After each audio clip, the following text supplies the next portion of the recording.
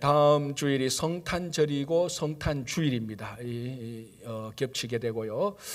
그래서 다음 주일에는 우리 2부 예배 시간에는 성탄 칸타타가 있고, 오늘은 이제 대강절 넷째 주일이면서 2부 예배 시간에는 우리 주일학교 어린이들이 또 성탄 발표를 통해서 하나님께 영광 돌리는 그런 시간을 가지게 됩니다. 그래서 이제 열왕기상 말씀을 저희들이 나누고 있는 것을 잠시 멈추고 다음 주 성탄주일과 대강절 넷째 주일, 이제 2주 동안에 특별히 성탄에 관하여서 크리스마스 예수님에 관하여서 우리가 말씀을 좀 나누고자 합니다. 오늘 이사야 9장 1절에서 7절 우리가 오늘 한번 살펴보고 다음 주일 똑같은 본문으로 다시 또 성탄을 한번 살펴보겠습니다. 똑같은 본문으로 본다고 해서 설교가 똑같은 설교는 아닙니다. 그래서 다음 주일 빠지시면 안 됩니다.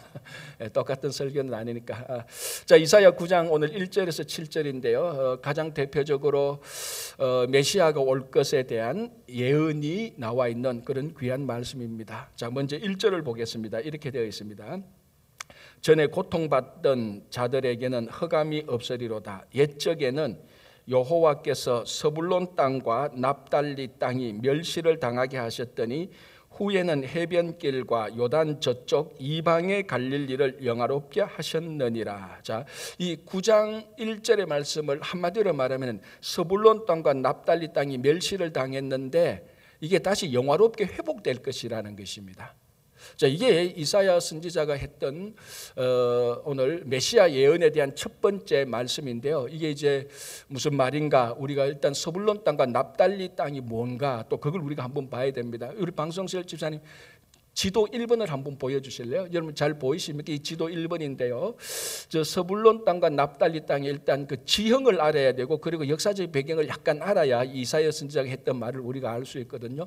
자, 여러분 저기 보시면은 갈릴리 바다가 있고 그 밑에 요단강 있고 밑에 사해가 있지 않습니까? 그는 갈릴리 서쪽을 보면은 그 서불론과 납달리가 있습니다. 그죠? 서불론이 이제 갈릴리의 서쪽에 남쪽에 있고 납달리는 갈릴리의 길게 이렇게 접촉해 있으면서 북쪽에 있다고 볼 수 있는 겁니다. 그러니까 여러분 아시다시피 여호수아가 가나안 땅을 정복해서 12지파로 나눠줄 때 그 12지파 가운데 서불론과 납달리 지파가 받았던 그 분배받았던 땅이 바로 갈릴리 저쪽인데요.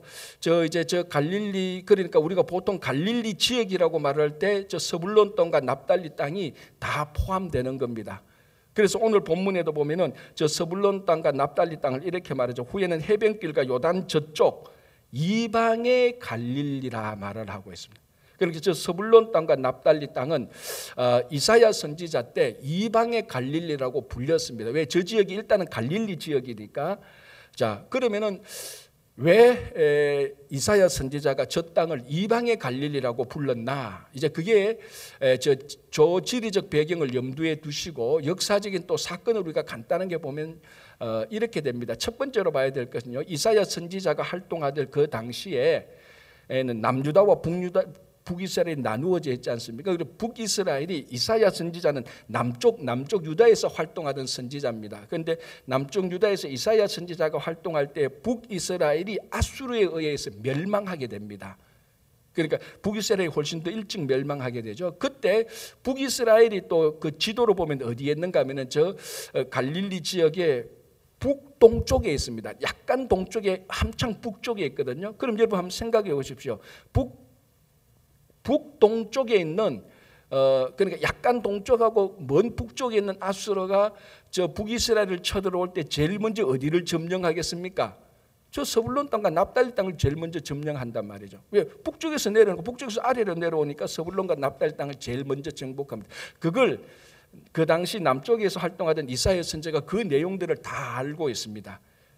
그리고 이제 저 아수르 사람들이 서불론과 납달리 땅을 다 정복하고 사마리아까지 내려와서 다 정복하고 사마리아 땅, 이제 그때 이제 그 사마리아 땅에 인종이 혼합되고 그때 똑같이 저 서불론 땅과 납달리 땅도 아수르 땅이 되면서 아수르 사람이 저기에 살게 됩니다. 당연스럽게 인종이 혼합되는 거죠. 그 당시 경건한 유대인들에게 있어서 사마리아 땅처럼 저 서불론과 납달리 땅은 인종이 혼합되기 때문에 이방인의 피가 섞여 있기 때문에 굉장히 저주스러운 땅이고 혐오스럽게 여겼습니다. 그러니까 오늘 저 지역이 갈릴리 지역인데 이방의 갈릴리라고 말하는 이유가 바로 그겁니다. 이방인의 피가 확연하게 섞여 있으니까.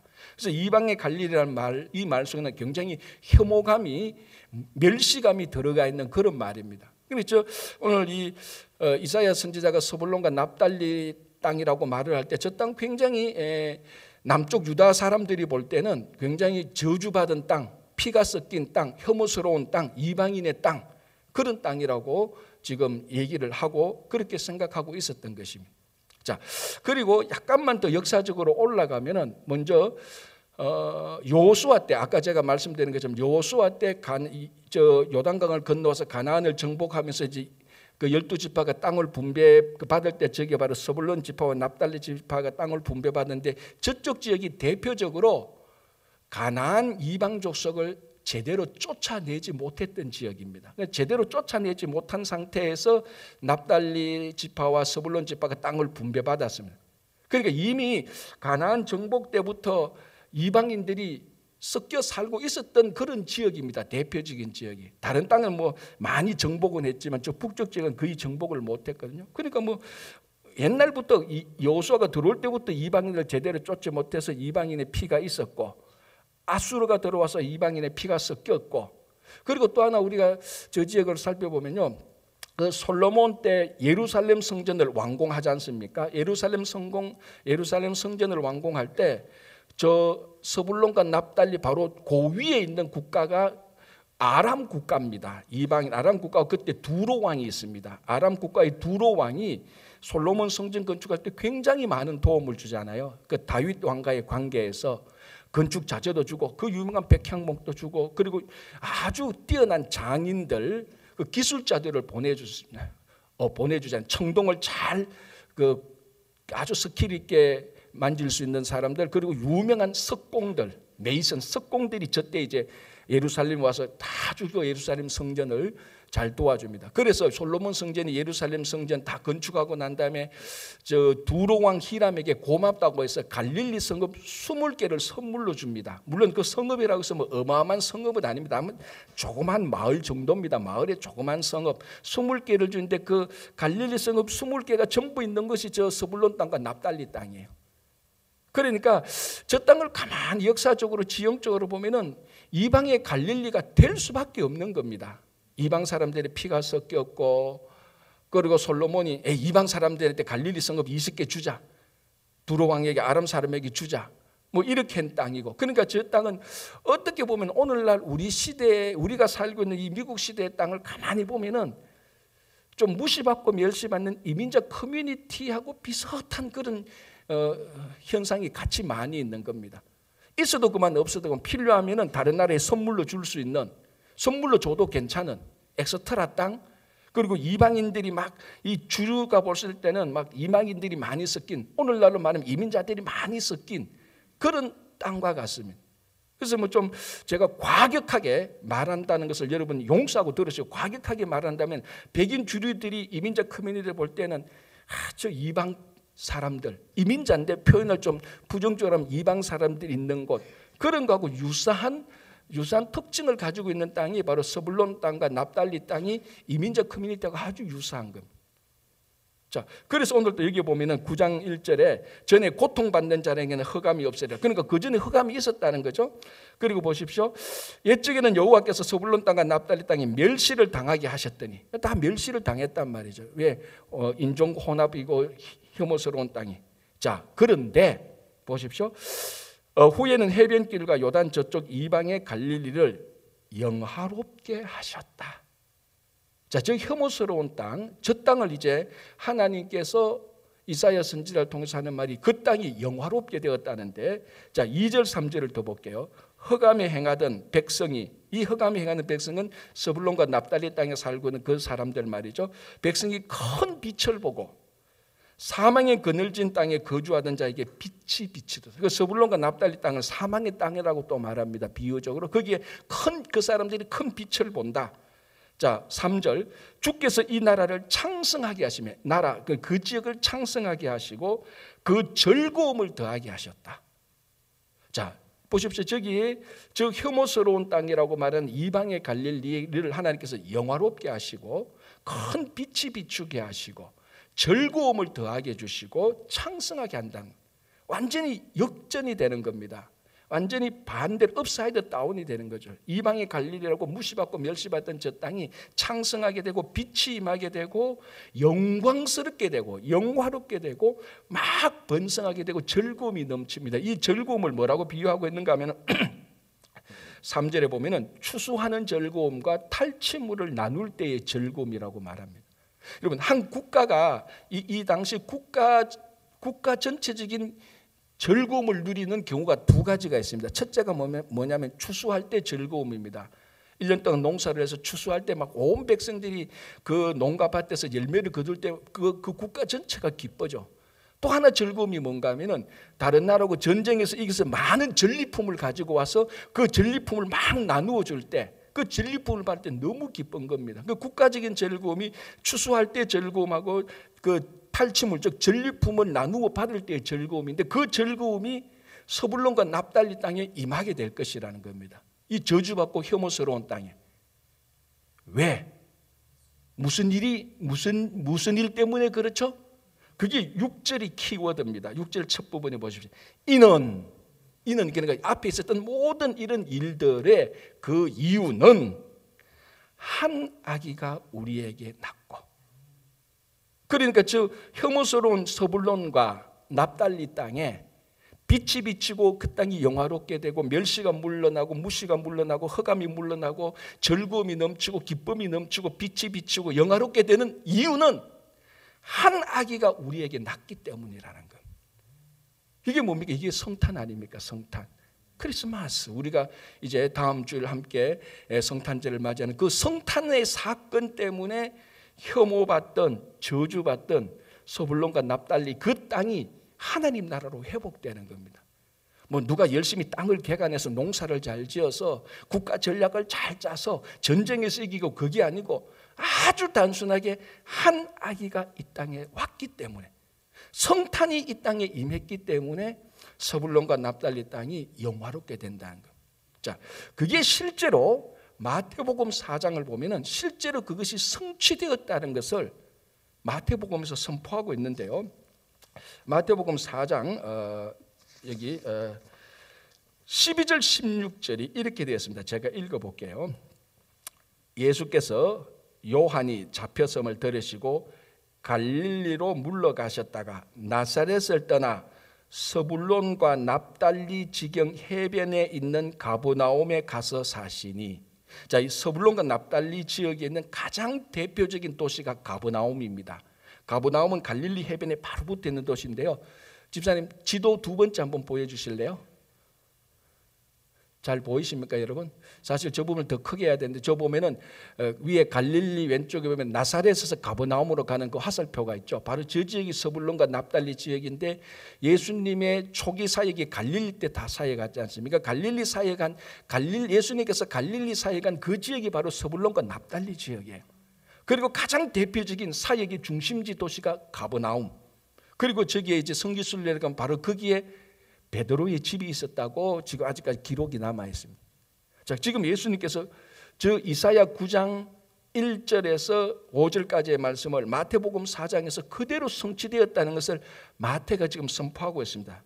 자, 가버나움에 가서 사시니 이는 선지자 이사야를 통하여 하신 말씀을 이루려 하심이라. 일러서되 서불론 땅과 납달리 땅과 요단강 저쪽 해변길과 이방의 갈릴리여, 흑암에 앉은 백성이 큰 빛을 보았고 사망의 땅과 그늘에 앉은 자들에게 빛이 비치었도다 하였느니라.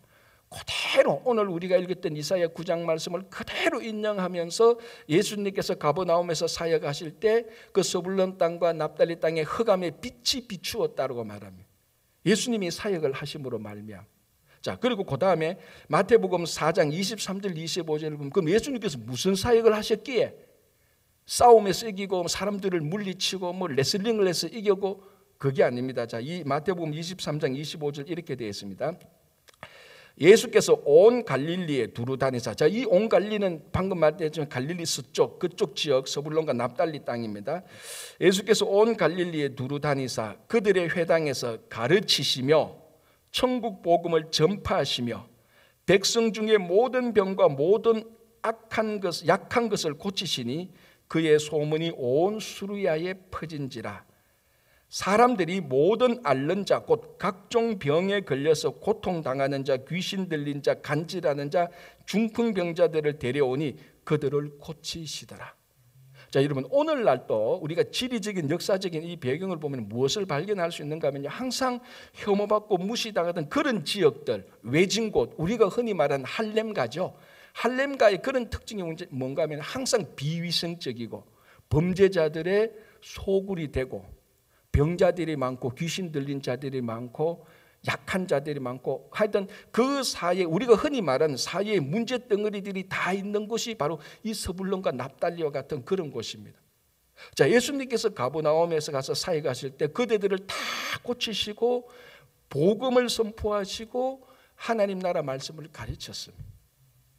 그래서 그 땅이 예수님의 갈릴리 사역으로 인해서 영화롭게 되는 겁니다.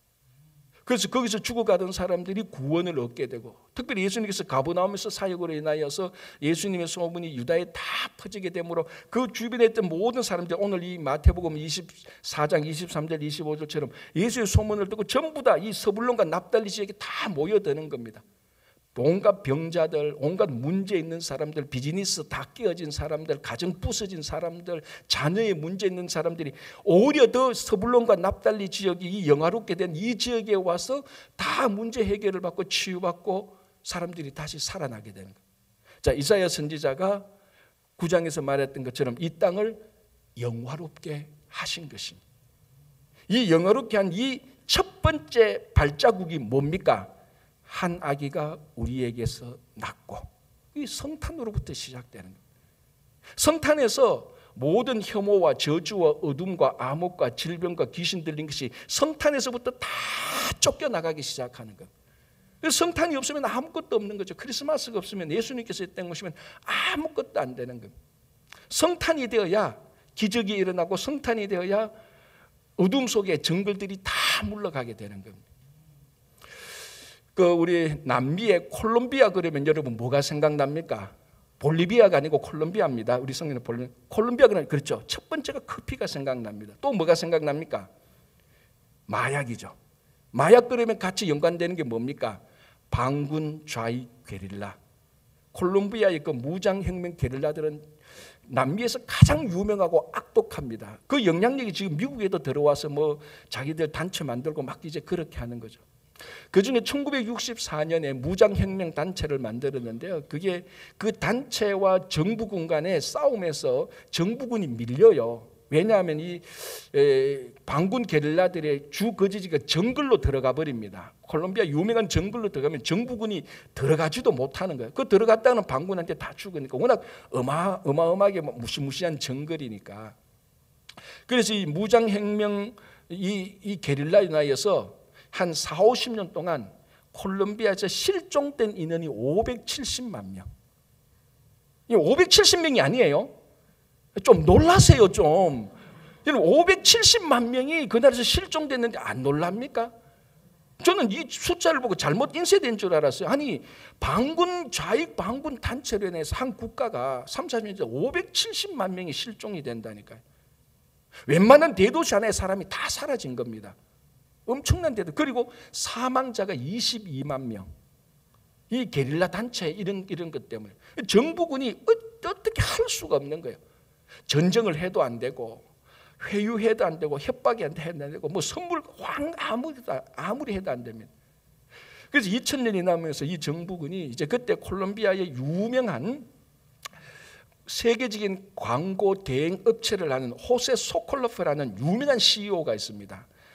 나중에 이제 테드 강연에서 나와서 이제 이런 이야기를 자기가 하는데, 그 테드 강연자로 나올 만큼 유명한 사람인데, 이 정부군이 호세한테 이 사정을 말합니다. 야, 저 반군 때문에 우리 콜롬비아가 발전이 안 된다. 저 반군을 어떻게 와해시킬 방법이 없나? 그래서 온갖 방법을 다 써도 안 된다. 그래서 이제 호세가, 그럼 우리가 근본적으로 접근을 다르게 하자. 그래서 첫 번째 했던 것이 2010년 크리스마스 작전을 시행합니다. 크리스마스 오퍼레이션입니다. 이게 어떻게 하는가 하면은 이 반군 게릴라들이 전부 다 정글 속에 다 들어가 있습니다. 그래서 정글 속에 있는 반군들이 어떻게 첩보를 얻어서 반군들이 잘 이동하는 루트 9개, 그 길 9개에다가 크리스마스에 대형 크리스마스 추리를 꽉 세워 놓습니다. 그리고 난 다음에 이제 그 크리스마스 추리에 메시지를 다 적어 놓는 거죠. 그 메시지가 뭔가 하면요, 이런 메시지입니다. 여러분, 정글에도 크리스마스가 왔습니다. 당신도 집으로 돌아갈 수 있습니다. 크리스마스에는 안 되는 게 없습니다. At Christmas, everything is possible. 이 크리스마스가 되니까 그 정글 반군에 있는 그 사람들이 크리스마스를 연상시키는 겁니다.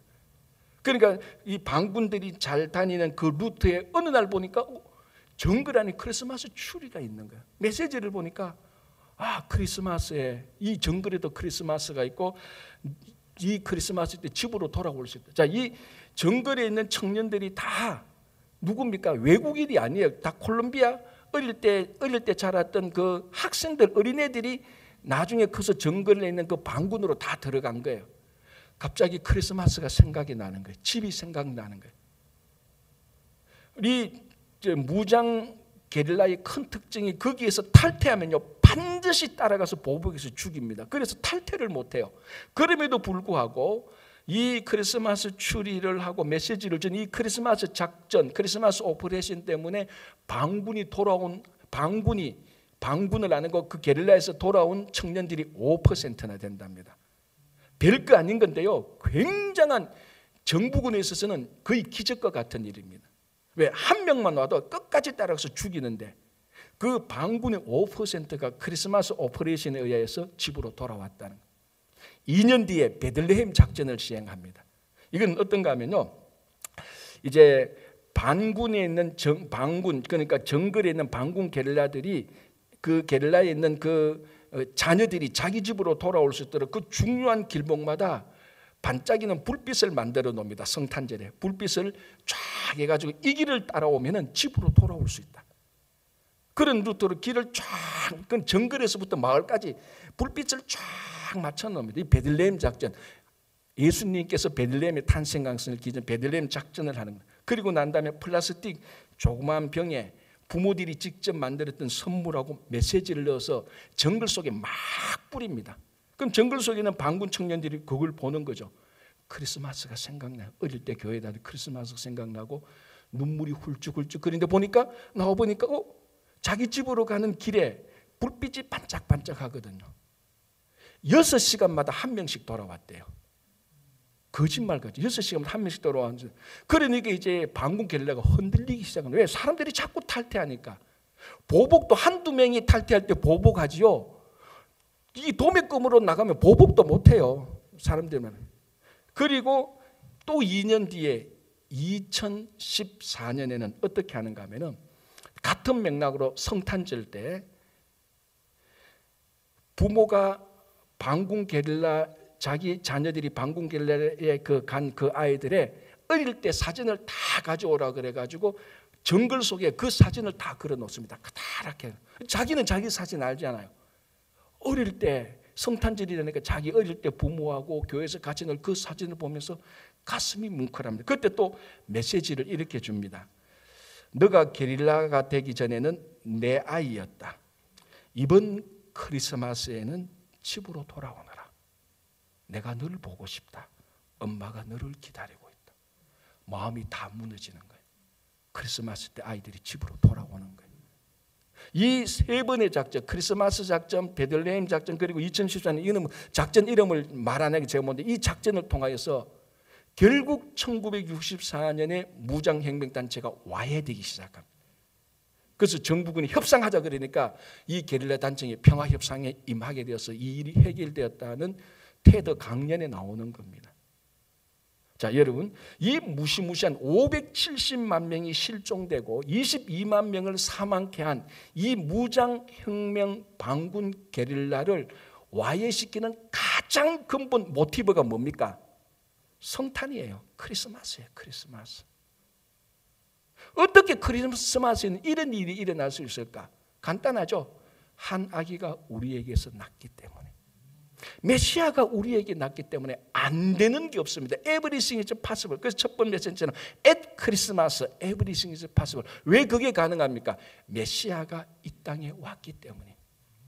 그게 우리가 기다리고 있는 대강절을 기다리고 있는 성탄절이고, 그 메시아가 우리에게 왔을 때, 진정으로 우리가 그 메시아를 영접하게 될 때, 그 한 아기가 우리 삶 속에서 태어나는 그 성탄절을 경험하게 될 때, 우리는 스불론과 납달리 같은 우리 삶이 회복되기 시작하는 겁니다.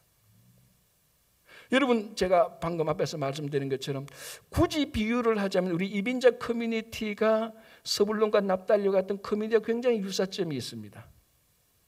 여기에 한 아기가 났을 때, 성탄을 맞이하게 될 때, 여기에 영광스러운, 영화스러운 땅이 되고 빛이 비추게 되는 겁니다. 오히려 이 땅에 많은 사람들이 찾아와서 치유받고 회복되고 그 사람들의 삶이 다시 일어나게 되는 겁니다.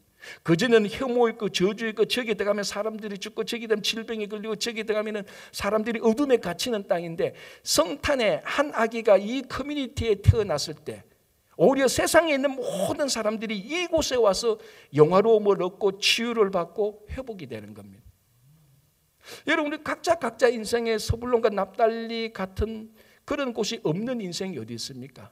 절망하고 좌절되고 깨어지고 무너진 인생 없는 사람이 어디 있어요? 과거에 그런 경험 다 있었고, 또 어쩌면 그것 때문에 우리가 이민을 왔던 사람들도 있을 겁니다. 아직 그게 해결이 안 돼서 우울증도 걸리고 밤에 잠도 못 자는 사람도 있을 거 아닙니까? 그 스불론과 납달리 땅의 그 어둠 속에서, 과거에서 그 어둠 속에서 아직까지도 내 인생에서 헤어나오지 못하는, 그래서 온갖 정신적인 병이 다 걸리고 육체의 병이 다 걸리고 뭔가 해도 안 되는 자신감이 없는, 바로 거기에서 이것이 회복되는 첫 번째 해답이 뭡니까? 한 아기가 우리에게 나는 겁니다. 성탄이 우리에게서 일어나는 사건입니다. 그래서 원래 2022년 이 성탄절에는 우리 각자의 스불론과 납달리 같은 우리 인생에 한 아기가 탄생했는데, 그 아기를 그리스도로 영접하시기 바랍니다. 다시 스불론과 납달리 땅이 영화롭게 되는 일이 여러분들에게 일어날 것입니다. 자, 여기 이사야 9장에 이렇게 되어 있습니다. 제가 4절을 읽어볼게요. 9장 4절에 이는 그들이 무겁게 맨 멍에와 그들의 어깨의 채찍과 그 압제자의 막대기를 주께서 꺾으시되 미디안의 날과 같이 하셨음이니라. 자, 이제 스불론과 납달리 땅이 회복되는 것을 보여주시고, 왜 회복됩니까? 성탄, 한 아기가 태어났기 때문에 회복됩니다. 그럼 이제 4절에는 가만히 읽어보면은 그 스불론과 납달리 땅에 살고 있는 사람들, 그 사람들에게는 그들이 무겁게 멍에를 메고 있었고, 스불론과 납달리 살고 있는 사람이 어깨에 무거운 멍에가 있었고, 그들이 어깨에 채찍이 있었고, 압제자의 막대기가 있었는데, 주께서 꺾으시면서 미디안의 날과 같이 해주셨습니다. 미디안의 날이 무슨 날입니까? 이 사사기로 돌아가야 돼요. 사사기 때 미디안 족속이 이스라엘을 7년 동안 압제했습니다. 이 미디안 족속은 전통적인 그 가나안에 있었던 이방 족속이죠. 이 하나님의 자녀 이스라엘 백성들이 하나님 섬기지 못하니까 하나님께서 미디안을 들어서 또 이스라엘을 쳤습니다. 7년 동안 그 압제할 때 이스라엘 백성들이 미디안 족속의 압제를 견디다 못해서 산속으로 다 도망갑니다. 산속에 가서 몰래 농사 짓습니다. 농사 짓고 추수할 때쯤 되면은 이 미디안 족속들이 귀신같이 알고 또 올라와서 다 뺏어가요. 파종했던 거 다 뺏어가고 가축들도 다 뺏어가고, 그러니까 이 7년 동안 이스라엘 백성들이 정말 괴로움을 당합니다. 미디안 족속들이. 살아도 사는 게 아니죠. 농사를 짓긴 지어야 되는데 지어놓으면 또 파종할 때 되면 미디안 족속이 올라와서, 그래서 그 사사기를 보면 메뚜기 떼처럼 미디안 족속이 와 올라옵니다. 올라와서 다 빼앗아가 버립니다. 7년 동안 당하니까 너무너무 힘들었죠. 그때 이스라엘 백성이 하나님께 간절히 기도합니다. 하나님, 우리가 잘못했습니다. 살려주십시오. 구원해 주십시오. 그때 하나님께서 보낸 사사가 누구? 그 유명한 기드온. 그래서 기드온이 짠 하고 나타납니다. 32,000명의 군사와 나타나는데 하나님께서 32,000명 필요 없어 다 자르고 잘라서 300명만 남겨줘. 그래서 300명하고 미디안 족속 약 20만 명하고 싸웁니다. 어떻게 싸웁니까? 만화에 나오는 내용하고 같아요. 만화에 나온 내용 같아요. 어떤 빈 항아리에 횃불을 감추고 갑니다. 밤에 가가지고 딱 타이밍을 맞춰서 항아리를 깨면서 횃불을 들면서 고함을 확 일시에 지릅니다. 300명이. 그래서 여호와를 위하여 하라, 기드온을 위하여 고함을 지르니까 이게 미디안 족속이 자중질환이 일어나 버린. 자기들이 자다가 일어나고 막 항아리 깨지는 소리 나고 횃불 주고 막 고함이 와 들리니까 엄청난 군사들이 자기들을 침략하는 줄 알고 자중질환이 나서 자기들끼리 찢고 뽑고 싸워서 12만 명이 죽게 되고 15,000명이 도망가게 되는 거짓말 같은 기적이 일어나는 거예요. 그게 미디안의 날입니다. 그래서 하나님의 능력이 전적으로 간섭해버리는 겁니다. 그래서 사세기에 나타난 대표적인 기적 이야기죠. 그게 바로 미디안의 날인데, 이 미디안의 날은 하나님의 능력이 전적으로 간섭해서 이스라엘 백성들을 미디안에서 회방시켜서, 다시 말씀드리자면 멍에와 채찍과 막대기가 다 사라지게 하셔서 추수하는 즐거움과 탈취물을 나누는 기쁨을 주시는 겁니다. 서불론과 납달리 땅이 회복되는 것처럼 거기에 살고 있는 이스라엘 백성들이 회복되는 겁니다. 왜? 답은 똑같습니다. 6절에 한 아기가 우리에게 낳기 때문에. 한 아기가 우리에게 낳기 때문에 그 아기, 그 메시아가 우리의 모든 멍에와 막대기와 채찍과 고통을 다 꺾어버렸기 때문에 미디안의 날과 같이 회복되는 겁니다. 그래서 여러분, 성탄이 되면은 우리 명화극장, 드라마, 소설 보면은 좀 고루한 이야기예요. 다 아는 이야기예요. 그런데 여러분, 다 아는 얘기지만 성탄의 이야기들을 가만히 보면, 드라마나 소설이나 영화나 이런 것들을 가만히 보면 성탄 이야기 가운데 가장 많은 이야기가 뭔 줄 압니까? 기적이에요. 기적. 항상 성탄의 이야기는 기적적으로 사람이 변화되거나 기적적으로 깨어지고 무뎌진 사람이 다시 일어나거나 그런 이야기들이 많습니다.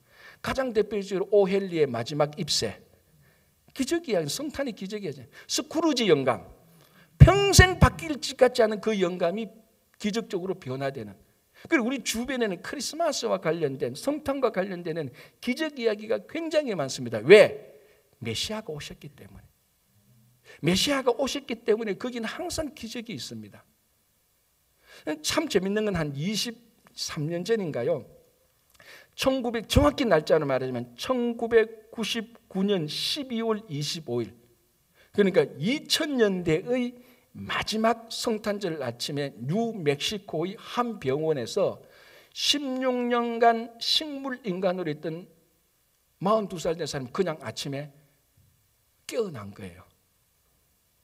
어떻게 깨어났는가 하면 간호사가 와서 이제 그 식물인간으로 16년 동안 있으니까 그래도 살아있는 사람과 침대 시대를 갈아주는데, 이 사람이 간호사 손을 푹 잡더만 그냥 말을 하는 거예요.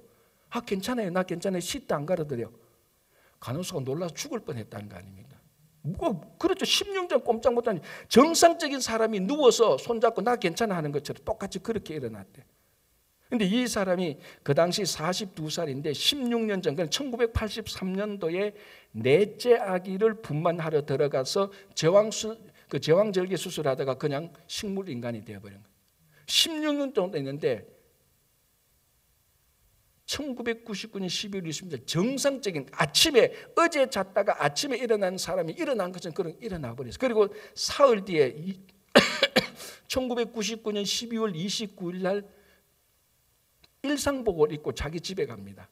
자기가 한 번도 보지 못했던 넷째 아이를 봅니다. 16살 된 아이. 그 아이 낳다가 그 식물인간 되는 거.